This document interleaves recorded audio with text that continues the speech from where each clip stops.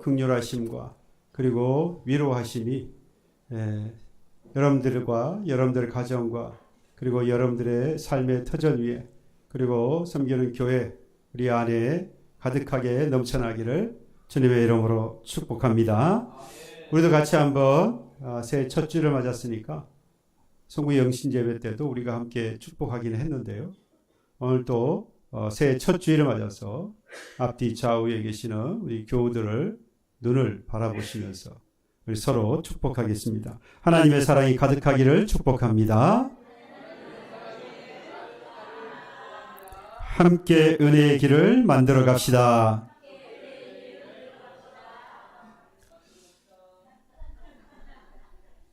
네. 지난 한 해를 이렇게 돌아보면서 교회적으로, 저 개인적으로도 그렇지만 교회적으로도 참 감사한 일이 참 많았습니다. 물론 계획한 것이 100% 이루어졌다. 물론 그건 아니지만 되어진 일들, 그리고 되어지는 과정들을 이렇게 되짚어 보면서 기도할 때 참 하나님 베풀어 주신 은혜가 크다. 우리는 할 수 없었는데 하나님은 하셨다고 하는 증거들이 참 많아서 너무 감사했고, 비록 다 이루어지지 않았다고 할지라도 그 과정들을 하나하나 이렇게 되짚어 보니까 또 우리가 무엇을 앞으로 해야 할 것인가 확신하고 또 확인할 수 있는 그런 한 해였습니다.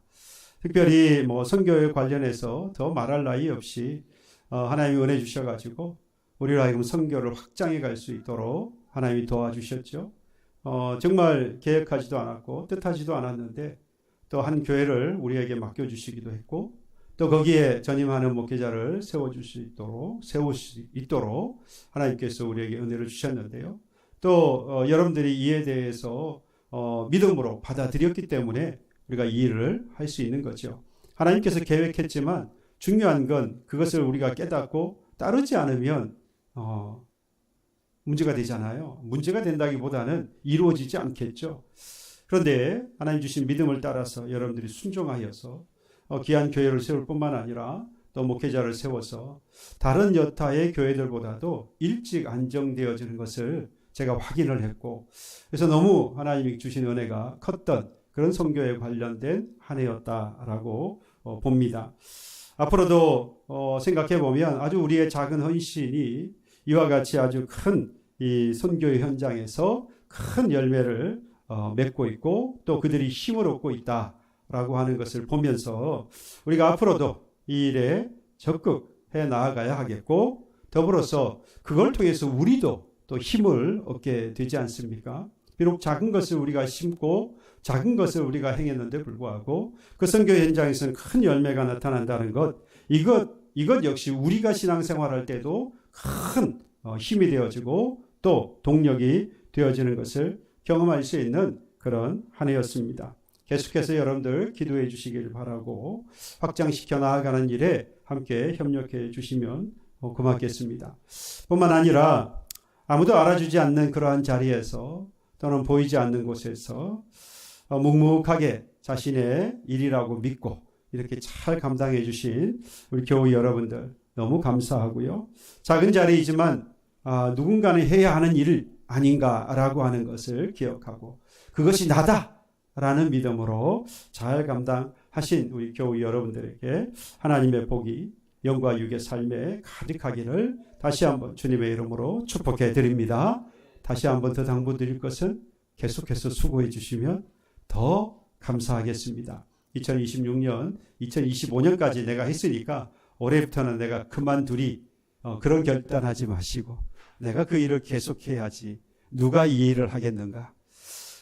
지금까지 수고해 주신 것 다시 한번 감사드리고 앞으로도 그 수고하심으로 헌신과 수고가 열매를 맺어서 다른 분들에게도 전달되고 또 여러분들 스스로에게도 하나님의 복으로 임하는 귀하는 종이 있기를 소망합니다.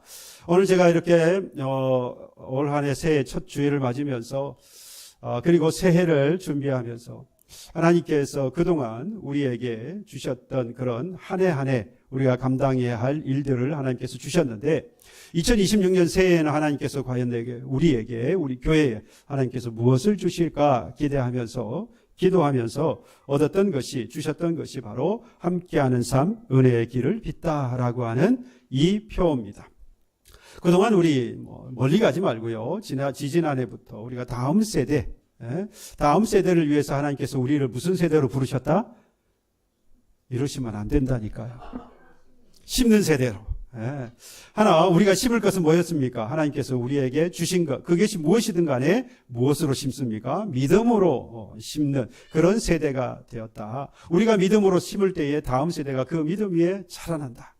그래서 우리가 믿음으로 주신 것들을 잘 심어야 되겠다라고 우리가 함께 기도하면서 그 일을 앞으로 어떻게 할 것인가. 저는 그 시작점이 우리 기쁜샘 어린이집이라고 생각을 하고요. 이게 이제 계속해서 이어져서 미션 프리스쿨이 되어질 것이고, 올 한 해 설립이 된다면 다음 해에는 이제 초등 미션 프리스쿨로 연계해서 나아가게 될 겁니다. 하나님께서 이렇게 일을 진행하시는데 올 한 해는 하나님께서 어떻게 이어가실까? 그렇게 많은 일들을 하나님께서 우리로 하여금 하게 하실 때에 과연 하나님께서 이 일을 이루기 위해서 우리에게 주시는 것이 뭘까? 뭘 요구하실까? 라고 하는 것이 바로 오늘 이 본문의 말씀과 오늘 이 표가 되겠습니다. 함께하는 삶, 은혜의 길을 빚다. 여러분, 새해가 되면 우리는 많은 계획들을 세웁니다. 그렇죠? 목표를 정하고요. 그 목표를 이루겠다라고 하는 결심도 합니다. 우리는 모든 일에 목적이 있습니다. 그 목적을 이루기 위해서 그 목표를 한 해 또는 인생의 10년, 장기로 보면 더 깊게, 더 멀게, 더 오래 기간을 두고 또 목표를 세우기도 하겠죠. 그 목표에 따르는 또 실천 사항이 세부적으로 있을 겁니다. 여러분들에게 그래서 2026년을 맞이하면서 새해 기도 제목을 꼭 여러분들에게 기록해서 기도하시라라고 했습니다. 개인의 신앙생활과 개인과 가정과 교회와 선교라고 하는 이런 5가지 이 분야를 가지고 내가 하나님 앞에 올해 이 부분에 있어서는 이걸 하겠습니다. 그래서 이걸 하기 위해서 기도하는 거죠. 그래서 큰 거 하지 말고 하나씩 딱 기도 제목을 세우시라. 여러분, 그런 것들을 하나하나 해 나아가면 하나님이 기도의 응답 아니겠습니까? 얼마나 기쁘고 얼마나 즐겁고 행복한 우리 신앙생활 되겠습니까? 그래서 우리는 목표를 세워야 하고 그 목표는 곧 기도의 제목이 되겠죠. 그리고 이걸 해보겠다고 결심도 합니다. 그러나 시간이 지나기 시작하면 그 결심이 조금씩 흔들리기도 하지요. 그래서 다 이루지 못하는 경우도 우리가 종종 경험하게 되어집니다. 물론 그 가운데는 참 감사하게도 잘 이루어져서 또 우리 가정뿐만 아니라 교회에도 덕이 되어지고 또 이웃들에게도 큰 힘이 되어지는 그런 경우도 물론 있습니다. 제가 고민을 해보니까 꼭 그 시간이 지나서 나태해져서 또는 그것을 잊어버려서 꼭 그 일을 이루지 못하는 것뿐만 아니라 아쉬웠던 부분은 아쉬웠던 것은 계획을 세우지 않은 것도 아니고 그것을 열심히 하지 않은 것도 아닌데 그렇지 못할 때 그 일이 이루어지지 않을 때에 결정적 부족했던 요소가 무엇일까라고 했을 때 바로 함께 그 일을 이루어 갈 사람이 없었거나 부족했다라고 하는 겁니다.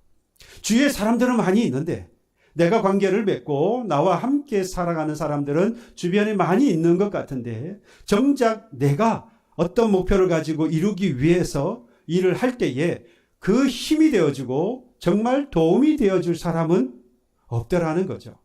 그래서 누군가는 인생을 살면서 정말 나와 평생 같이 할 만한 친구 1명, 2명만 있어도 그 인생은 성공한 인생이라고 말할 만큼 나의 어떤 인생의 목표를 가지고 살아갈 때 정말로 도움이 될 만한 함께 갈 만한 사람은 없더라는 거죠.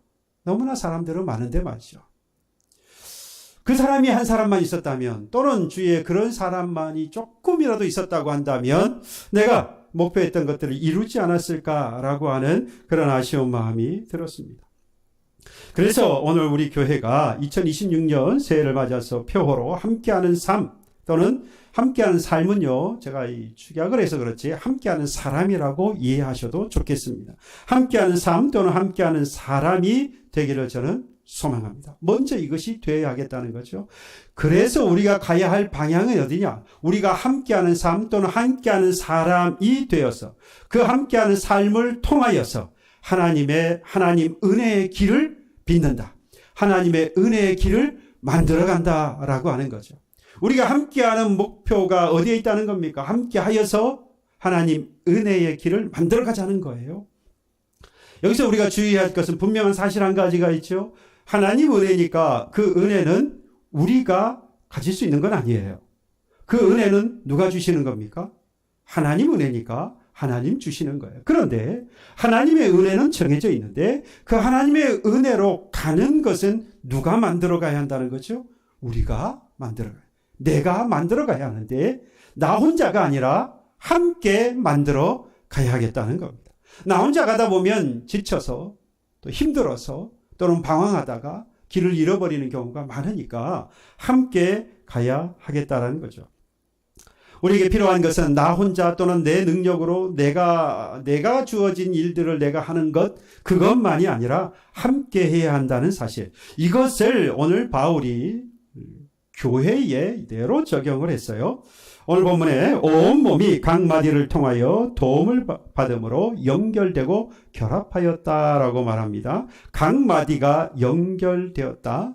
그러면서 이 교회, 오늘 이제 교회를 말씀드릴 때 제가 이런 말씀을 드리면 혹시 빠뜨리더라도 이 교회의 가정도 포함시켜도 좋겠습니다. 아시겠죠? 그래서 이 교회 또는 포함해서 가정을 포함해서 이 교회를 뭐로 비유를 했느냐? 몸에다가 비유했어요. 그렇다는 말은 이 몸과 교회 또는 가정은 상관관계가 있다라는 말씀이죠. 볼까요? 몸에는 여러 지체가 있습니다. 몸의 이 여러 지체를 크게 두 가지로 나누면 보이는 것과 보이지 않는 것이 있죠. 여러분들이 저를 볼 때 뭐가 보입니까? 잘생긴 얼굴이 보이죠. 동의하지 않으셔도 저는 스스로 그렇다라고 믿습니다. 얼굴이 있고, 그리고 몸통이 있습니다. 팔이 있고 다리가 있습니다. 이 보이는 것들이죠. 머리에는 얼굴에는 그리고 눈, 코, 입이 있고 귀가 있습니다.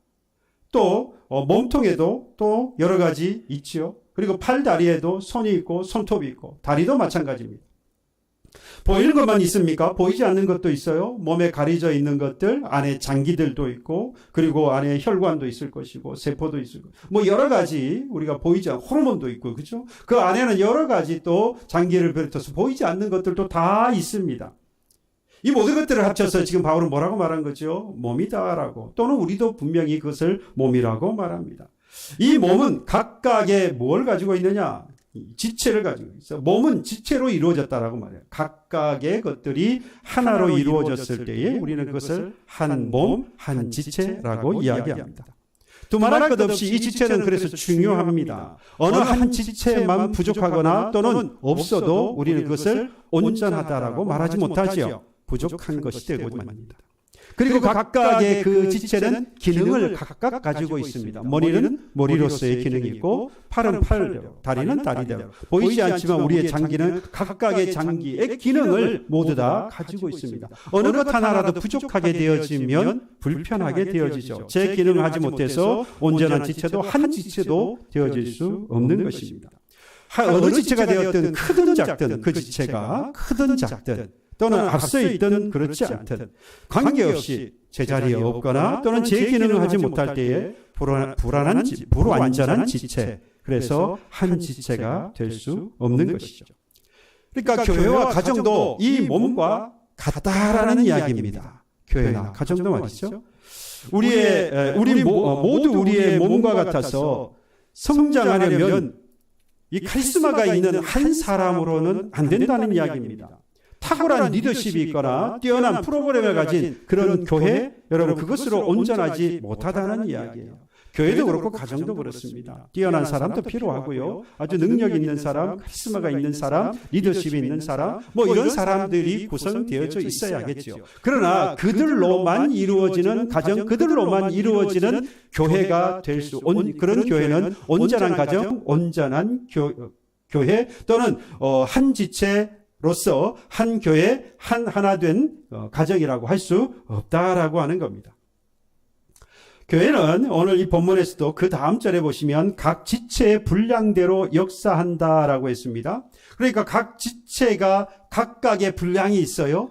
해야 하는 일이 있고 할 수 있는 역량이 있다라는 이야기죠. 그 이상을 할 수 없는 거예요. 하나의 교회, 온전한 교회가 될 수 있다라고 하는 것은 결국 크든 작든 앞서 있든 뒤에 있든 보이든 보이지 않든 각자가 자신의 자리에 주어진 그 일을 감당할 때 온전한 교회, 그 분량만큼 감당할 때 하나 된 교회, 온전한 가정, 하나 된 가정이 될 수 있는 것이죠. 이걸 똑같은 말씀으로 로마서 12장 3절에 말씀하고 있습니다. 오직 하나님께서 각 사람에게 나누어 주신 믿음의 분량대로 지혜롭게 생각하라. 하나님께서는 우리 각 사람에게 또는 교회에게, 가정에게 뭘 주셨다는 겁니까? 거기에 구성되는 모든 사람들에게 각각의 믿음의 분량을 주셨다라는 이야기입니다. 그 일은 생각과 다를 수 있어요. 내가 원하고 바라는 것과는 다를 수 있습니다. 그런데 하나님께서 주신 것이기 때문에 우리는 그것을 뭐라고 말하느냐? 선하다라고 말하고, 우리는 그것을 뭐라고 말하느냐? 모든 것이 귀하고 또한 온전한 것이다라고 이야기를 합니다. 여러분, 우리 교회에 많은 구성원들이 있습니다. 몸에 여러 가지 지체가 있는 것처럼 우리 모든 구성원들이 있는데 때로는 우리가 내 믿음 또는 내 신앙과 같지 않아서 비난을 하거나 비판을 할 때도 있습니다. 여러분, 이것을 하지 말아야 하는 이유가 무엇일까요? 앞서 말씀을 드린 대로 그걸 주시는 분이 누구예요? 하나님이시라는 거예요. 그 하나님께서 주신 믿음을 가지고 그 사람은 그 믿음의 분량대로 하고 있는데 왜 내 믿음 같지 않다고, 내 신앙 같지 않다고 그 사람을 비난하고 비판하는 겁니까? 결국 그것은 주신 그 하나님을 비난하고 비판하는 게 되는 거죠. 그러니까 내 믿음의 분량 가지고, 내 믿음의 색깔, 내 신앙을 가지고 다른 사람을 바라보거나 그들을 비난하거나 비판해서는 안 되는 것입니다. 그도 하나님께서 주신 믿음 가지고 그 믿음의 분량대로 감당하고 있는 거예요. 이것을 그대로 가지고 이야기하고 있는 게 마태복음 25장에 있는 달란트 비유입니다. 달란트 비유의 가장 큰 비유의 목적은 어디 있느냐? 천국을 이야기하려고 해요. 이걸 잊지 마셔야 됩니다. 달란트 비유는 우리가 생각할 때에는 맡겨주신 것 가지고 열심히 뭐 해라? 충성해라. 그건 한 부분이에요. 큰 주제는 뭐냐? 이 달란트 비유 자체가 천국을 이야기하는 것이고요. 말씀을 드린 대로 그 주신 달란트를 가지고 열심히 충성하고 봉사해라.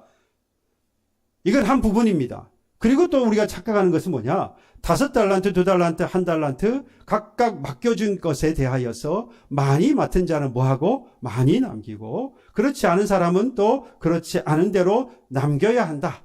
그래서 많이 받았으니까 많이 남겨야 한다라고 하는 것에 또 우리가 초점을 맞춥니다. 그러나 달란트 비유는 그 이야기가 아니에요. 네.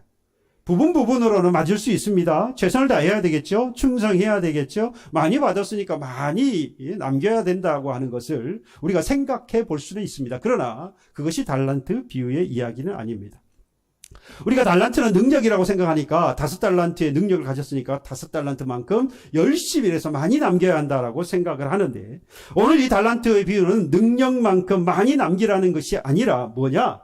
주님께서 너에게 뭘 줬다는 겁니까? 달란트를 줬다는 거예요.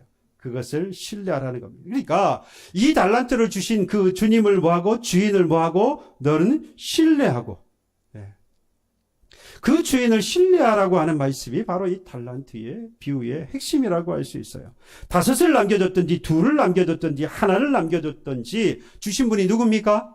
주인이에요. 곧 하나님이시다 이 말입니다. 하나님께서 5을 주고 2를 주고 1를 주고 거기에는 서로 비교할 이유가 없지요. 하나님께서 믿음의 분량대로 5, 2, 1를 줬을 뿐입니다. 5, 2, 1는 우리가 볼 때는 많고 적을 수 있지만 하나님이 보시기에는 5이나 2이나 1나 아무런 차별이 없고 차등이 없습니다.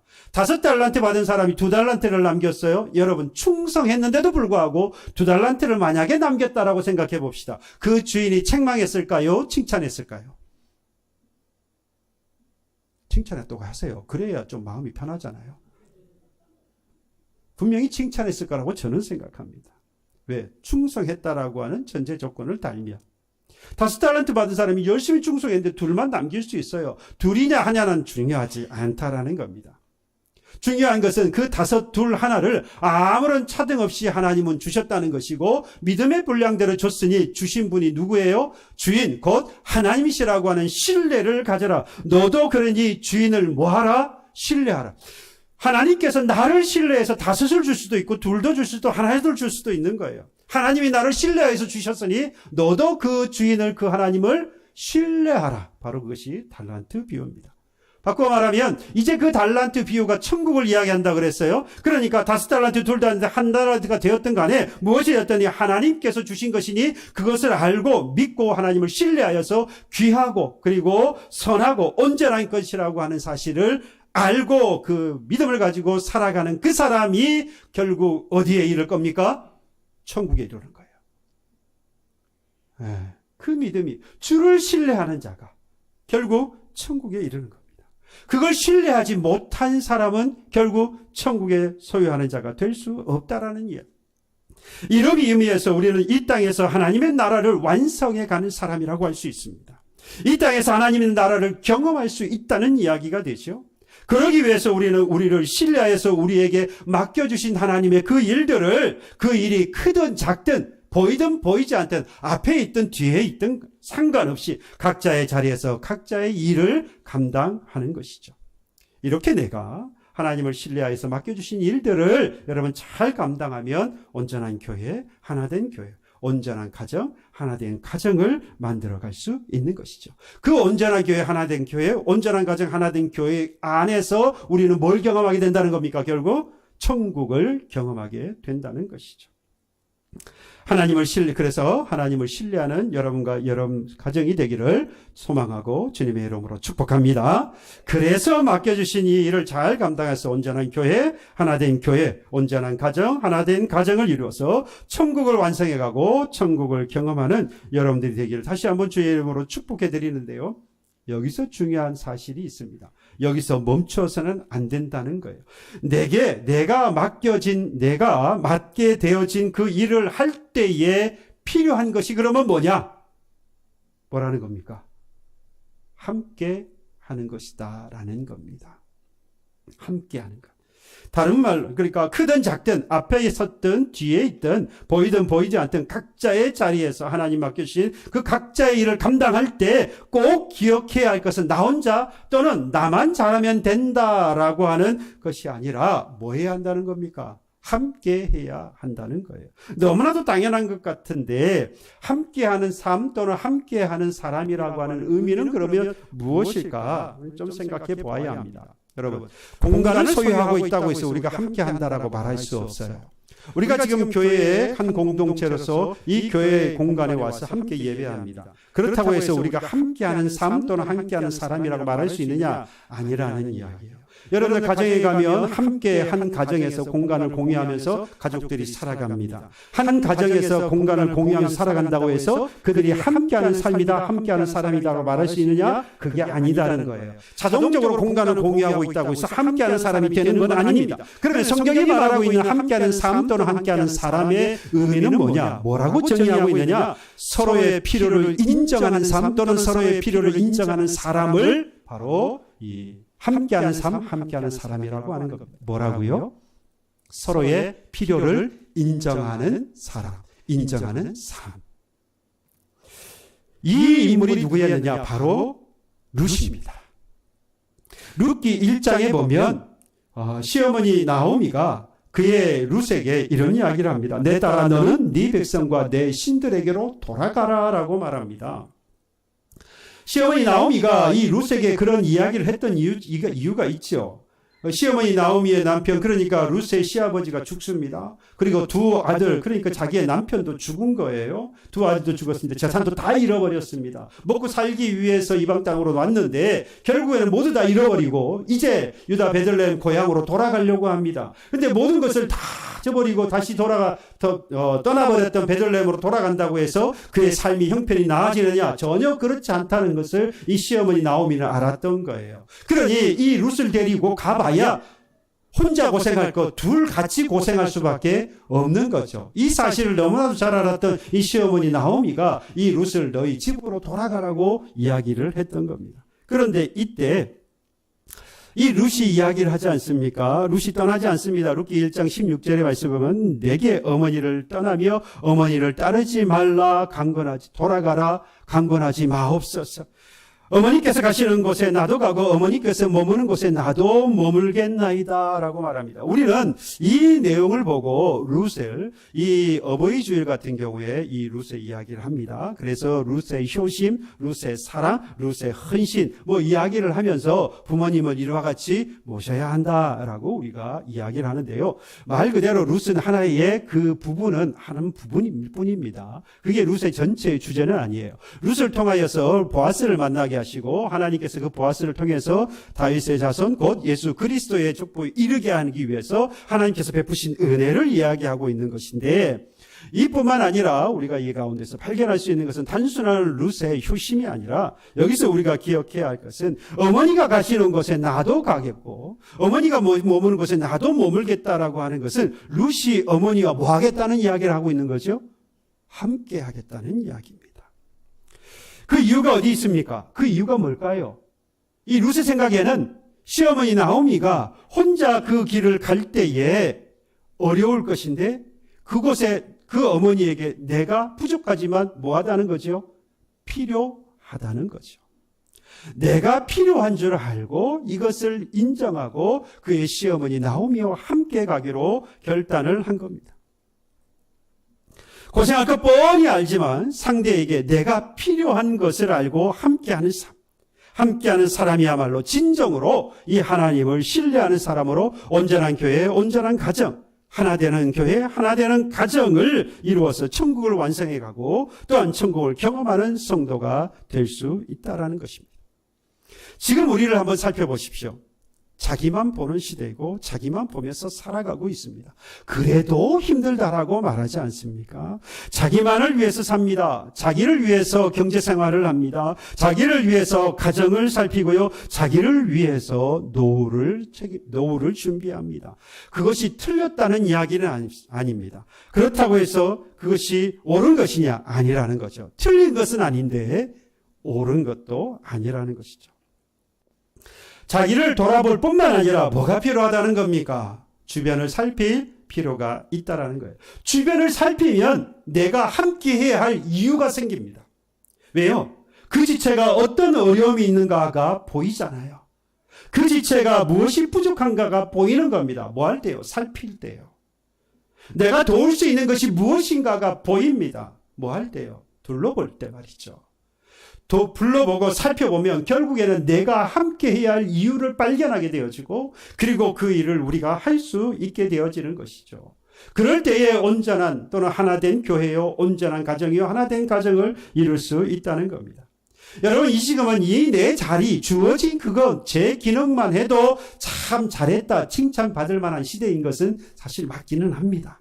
하지만 우리는 거기에서 머물러서는 안 된다는 것이죠. 우리는 내가 중심이 아니라 바로 우리가 함께하는 것이 중심이 되어서 서로를 돌아보고 살피는 그런 함께하는 사람, 그런 사람으로 하나님이 우리를 불렀다는 사실을 우리는 잊지 말아야 합니다. 그리고 각 분량대로 믿음의 분량대로 내게 주신 대로 잘 감당하며 함께할 때에 여러분 우리의 부족한 것들을 서로 채워서 온전하고 그리고 하나된 교회와 가정을 만들어갈 수 있는 것이죠. 그렇게 되어지면 이걸 통하여서 하나님께서 주시는 은혜가 있습니다. 이것까지 이야기해야 되지 않겠어요? 오늘 본문 16절의 마지막에 가서 보시면 그 몸을 자라게 하며 사랑 안에서 스스로 세우느니라 라고 말합니다. 그러니까 이겁니다. 바로 하나님께 함께하는 그러한 사람들, 함께하는 삶을 통해서 하나님께서 주시는 은혜가 있는데 그게 두 가지라는 거죠. 첫 번째는 그 몸을 뭐하게 하시고 자라게 하고, 두 번째는 사랑 안에서 스스로 뭐합니까? 세운다라고 말합니다. 먼저 볼까요? 그러면 몸을 자라게 하는 사람, 몸을 스스로 세운다라고 했는데 먼저 몸을 자라게 한다는 것은 뭐냐? 서로를 돌아보며 살피면서 함께하는 그 사람은 그 몸을 자라게 한다는 것인데 몸을 자라게 한다는 것은 그 기능을 더 자라게 만든다라는 말입니다. 그러니까 내가 함께하게 되어지면 보십시오. 연약한 지체가 무엇이 연약한지 무엇이 부족한지를 알게 되어서 내가 그 필요를 할 수 있는 대로 내 믿음의 분량대로 채워가겠지요. 그렇지 않습니까? 그러면 그 몸이 뭐 하게 되죠? 그걸 뭐라고 표현했습니까? 자란다라고 표현을 한 겁니다. 기능을 제대로 하게 되어졌다라는 이야기를 하고 있는 겁니다. 연약한 지체가 보호를 받고 힘을 얻어서 재기능하게 되고요. 상처를 입은 지체가 상처를 회복하여서 잃어버렸던 역할을 감당하게 되어지는 겁니다. 그래서 다른 지체하고 이제 연결이 되어지잖아요. 그러니까 완전한 또는 온전한 교회 가정을, 하나된 교회 가정을 만들어 갈 수 있게 되는 거죠. 누구의 연약함이 방치되지 않을 때, 누군가의 신앙이 혼자 버려지지 않을 그때, 괜찮다라는 말 뒤에 스스로 숨어 있는 것을 여러분 알아볼 때 교회는 커지지 않아도요. 보이기에 교회가 커지지 않는다 할지라도요. 그 내실이 깊어지고 단단해지고 견고하고 건강해지는 것입니다. 이러한 은혜가 함께하는 자, 함께하는 사람, 함께하는 삶을 통해서 우리에게 주시는 은혜다 이 말이죠. 이 은혜를 누리시길 바랍니다. 이 은혜를 나눌 수 있기를 소망합니다. 또 한 가지가 있습니다. 서로를 돌아보고 살피며 함께하는 그 사람은 그 몸을 스스로 세운다라고 했습니다. 스스로 세운다라고 하는 말이 뭐냐? 자립심을 가지고 자기 개발을 열심히 한다라는 이야기가 아닙니다. 스스로 세운다. 누군가에 의해서 끌려가는 것이 아니라 스스로 자발적으로 살아 움직이는 몸이 된다라는 이야기예요. 그런데 자발적으로 살아서 움직이는 몸이 되려고 하면 스스로의 힘으로 많이 되는 일은 아니더라는 이야기죠. 서로 살펴보고 서로 돌아보고 함께 할 때에 비로소 우리가 뭐 할 수 있습니까?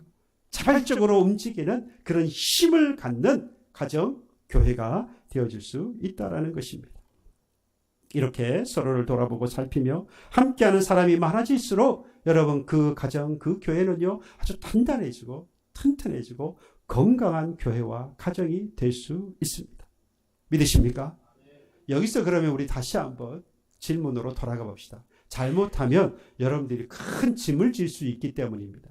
오늘 제가 그 짐까지도 벗겨드리려고 합니다. 우리가 이렇게 질문할 수 있어요. 오늘 이 말씀을 듣고 그러면 내가 지금 이제 무엇을 해야 될까 생각을 하시겠죠. 그래서 무엇을 더 잘해야 하고 무엇을 더 많이 해야 할까라고 하는 고민에 빠질 수 있습니다. 근데 너무 감사하게도 하나님께서는 더 많은 것을 하라고 말씀하지 않습니다. 뭔가 더 잘하라고 말씀하지 않습니다. 하나님께서 성경을 통해 우리에게 말씀하시는 것은요, 그저 서로를 뭐하고 돌아보고 살피라라고 말씀합니다.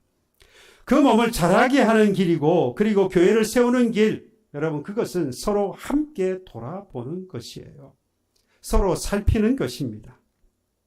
저는 이걸 가지고 5개 큰 축을 세웠습니다. 그러니까 함께 함으로 서로 함께 하는 것을 또는 함께하는 삶과 함께하는 사람을 통해서 은혜의 길을 빚는다. 은혜의 길을 만들어 간다. 스스로 살아 움직이게 만들어지고 또 앞서 말씀을 드린 대로 16절에 그 몸이 자라게 하는 것, 서로 연합하여서 힘을 얻고 움직이게 하는 것, 이러한 은혜를 만들어 갈 수 있는 그런 교회가 되기 위해서 우리는 5가지를 제가 제안하려고 합니다. 함께하는 교회, 함께하는 예배, 함께하는 가정, 함께하는 다음 세대, 함께하는 선교, 함께하는 공동체. 바꿔 말하면 함께 만드는 예배, 함께 만드는 가정, 함께 만드는 다음 세대, 함께 만드는 선교, 함께 만드는 공동체. 여러분, 예배라고 하는 건 개인의 감동을 넘어서 몸 전체, 우리 전체가 하나님 앞에 드려지는 시간을 이야기합니다. 서로의 믿음을 가지고 서로를 붙들어주면서 온전히 만들어가는 것이 바로 예배 아닙니까? 그래서 우리는 함께 만드는 예배가 되어야 합니다.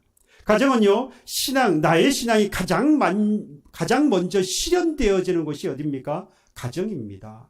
교회도 아니고요, 사회도 아니에요. 바로 가정 안에서 하나님 주신 믿음의 분량대로 그것을 사용하고 실현시키는 것이 바로 가정이지요. 말이 아니라 삶을 통해서, 가르침이 아니라 관계, 함께하는 사람과의 관계 가운데에서 신앙이 전해지는 곳, 실현되어지는 곳을 만드는 것이 바로 가정이죠. 그래서 함께 만드는 가정이 되어야 하는 겁니다. 다음 세대는요, 우리가 착각하면 이건 미래를 생각하는데 미래의 교회가 아니라 다음 세대는 현재의 교회입니다. 다음 세대를 현재의 세대로 보고 우리와 함께하면서 그 믿음을 전수하는 것이죠. 그래서 함께하는 다음 세대를 만들어가는 것입니다. 선교는 멀리 가는 사람만의 사명이 아닙니다. 기도나 후원이나 또는 여러 가지 관심을 통해서 함께 보내는 사명이 바로 선교, 함께하는 선교가 이렇게 되어야 하는 것이죠. 공동체, 교회나 가정 마찬가지겠습니다. 교회는 프로그램이 아니라 사람이 중심이죠. 서로를 기억하고요, 서로의 짐을 지고 서로의 삶을 위해서 함께 모든 일을 해 나아가는 그런 공동체, 이것을 우리가 만들어가는 한 해가 되기를 저는 소망합니다. 우리는 이렇게 함께하는 사람입니다. 2026년 혼자 자라는 해가 아니라 함께 살아가는 해가 되기를 주님의 이름으로 축복하고 저는 간절히 기도하고 소망합니다. 우리는 완벽한 사람이 아니잖아요. 그래서 우리는 서로가 필요한 겁니다. 그리고 그 서로의 필요를 인정하고 서로를 받아들이고 서로 함께 나아가야 하는 것이죠. 여러분 옆에 계시는 이분이 필요합니다. 여러분 가정에 돌아가 보십시오. 바로 그 눈에 보이는 바로 그 아내와 남편이, 그 자녀가 필요한 거예요. 그래서 하나님께서 그곳에 두신 것이죠. 그들이 각각의 제 기능을 못할 때 여러분들이 필요해서 또 그들에게 있는 것이고, 그들이 내가 부족한 것이 있어서 그들이 나를 채우기 위해서 있는 것입니다. 그럴 때에 우리는 온전한 교회, 하나된 교회, 온전한 가정, 하나된 가정을 이룰 수 있습니다. 그렇게 되어지면 하나님께서 우리가 서로 그 손을 놓지 않을 때에 그 손 가운데에서 하나님이 우리에게 약속하신 이 은혜를 채워 나아가게 될 것입니다. 우리는 하나님께서 주실 은혜를 바라보고 우리가 그 길을 만들어가자는 것이죠. 제가 말씀드린 5가지 이 가정 가운데에서 하나님이 주신 은혜를 바라보고 이 일을 채워갈 수 있기를 간절히 소망합니다. 오늘 이 예배가 단순히 새해가 되어져서 맞는 첫 예배가 아니라 함께하여 은혜의 길을 빚어가는, 만들어가는 그런 공동체, 나아가서 그것을 나누며 살아가는 우리 공동체, 그 첫걸음이 되기를 주님의 이름으로 축복합니다.